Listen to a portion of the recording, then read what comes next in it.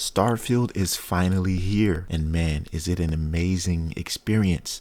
I know that many of you may be new to Bethesda Game Studios and others are well seasoned. Either way, this is a starter guide for you both.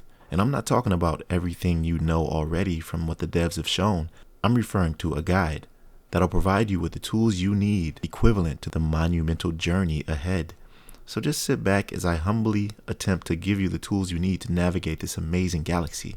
If you want to get straight into the goodies of this guide, I've included chapter segments you can use for easy viewing. What's going on, y'all? It's 𝐵Righteous from Identity, and I'd love for you to join me on this entire Starfield journey. Now, from looking at all that Starfield is coming with, from character creation, base building, ship customization, all the way to combat, I know you must be thinking it's a bit overwhelming. So the purpose of this video is to simplify it for you. And here's a brief introduction of what Starfield is if you weren't familiar. The year is 2330. Humanity has ventured beyond its solar system, settling new planets and living as a spacefaring people. From humble beginnings, as a space miner, you will join a constellation, the last group of space explorers seeking rare artifacts throughout the galaxy, and navigate the vast expanse of the settled systems. This game definitely sets itself apart from almost any other game title in this era, simply because no matter what other game you play, there aren't many that I know of which allow for travel to over 1,000 different planets. This alone puts it ahead of so many other games in this particular genre. And this all begins with a dynamic character customization that allows you to choose from 40 presets with all kinds of features you can change in order to fully embody whatever role you like. This is all aesthetically motivated. Your appearance won't affect anything at all in the game, but you will have to choose a background. Each one will have 3 skills that are core to the character's playstyle. These are permanent, so it's where you'll need to choose wisely as to what kind of player you'd like to be throughout your play experience. Even though in Starfield there's no level cap, so eventually you'll be able to max out everything. What you decide to level in terms of order is still very important, but I'll get more into that in a second. Now, along with your background, there are 3 traits you can choose from to further personalize your experience. These are completely optional and can be changed later on, unlike skills, so you don't have to be as strict when selecting them. Speaking of skills, I gotta explain to you some of the best ones to go for so that eventually you'll have the ability to access more secrets through dialogue and just overall have more of an advantage in many situations. Every skill has 4 ranks, but not all of them are accessible as others. Some skills you desire will vary depending on its tier level. For example, there are 4 tiers. The higher the tier, the more skill points are required to unlock a skill in that tier. Tier 1 is already unlocked and can be worked on right away. Tier 2 requires 3 points to unlock, Tier 3 requires 7 points, and finally, Tier 4 requires 11 points. Fortunately for you, I've identified one of the most powerful skills from every category, each within the very first tier, so that you can become OP early. I won't go into that exactly in this video simply because it's a starter guide wherein I don't want to put too much attention into one aspect alone. But don't worry, this video, which will be linked in the description, is where I'll go into way more depth about this specifically. So make sure you head over there after this video is finished. Now, the beauty of the leveling system is that as you play, whichever skill you're actively pursuing, you'll be given tasks to complete along that tree to upgrade it further. A natural progression system that falls in line with your interests as a player. And with each advancement, they become both more difficult to achieve, but also more rewarding. Upgrades don't just increase overall in damage, if that's what you're looking for, stealth, or any other skill you're interested in.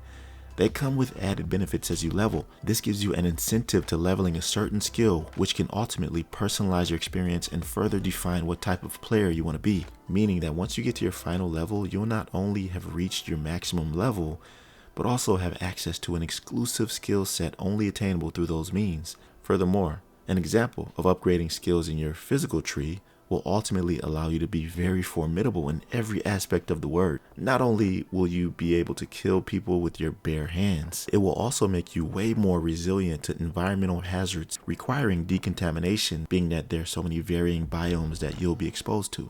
You can also take more damage from attacks before dying, but I'm not going to spend much more time on this subject, laying out everything that there is to do, because there are so many skills to choose from. I just wanted to give you a deeper understanding as to how it all works so that you can make an informed decision once presented with all the options. That being said, let me tell you one skill that will undoubtedly help you in almost all, if not all, situations. This is one I always spec into.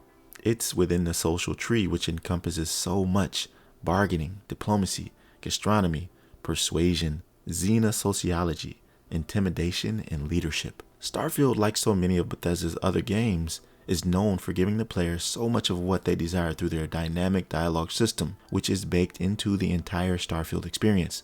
Most of your missions are given through these means, and if your social skills are leveled high enough, special dialogue options appear which otherwise wouldn't if you didn't have those leveled up. This allows you to persuade a merchant to give you a better deal when purchasing something, or intimidate a legendary enemy to avoid a fight you cannot win. You get the picture, I'm sure. And this system is the same for physical, combat, science, and tech. What do you want to become a master in? Moving on, now let's discuss combat, because a lot has changed from the previous games until now.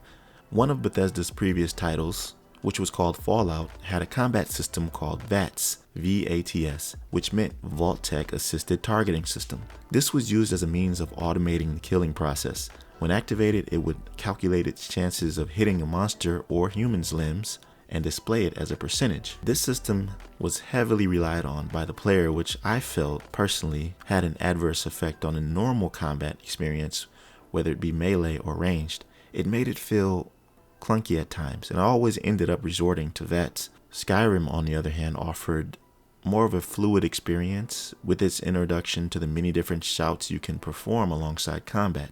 That being said, Starfield have completely overhauled their combat system. As you can see, it looks very fluid and clean, and I can tell you from experience that what you see is what it feels like. Not to mention the ability to play in your preference of third or first person view. It just feels great. Here's one skill they've added to while you're blocking, which is new as well, blocking in general. It's called martial arts. It's a tier 3 skill, whereas at rank 4, you reflect 50% damage back when blocking a melee or unarmed attack. It doesn't matter how much damage. Pair this with the Ronin background and you'll become a literal space ninja. And that's not all that I want to go over in regards to the combat. We have to briefly touch on space combat and overall navigation in relation to ship customization. The majority of these skill upgrades are accessible in the technology category, responsible for upgrading your piloting, payloads, shield systems, everything that has to do with your ship. And once again, I won't go through these in great detail, but I will give you some gems to help you get started for sure. This may all seem very convoluted, but it's definitely a lot simpler than you think. So let me demystify it for you, because what I'm about to tell you will give you perhaps one of the biggest edges in the game. Right away, you're going to notice that you have so many options to choose from as to what you should upgrade on your ship. So where do you begin?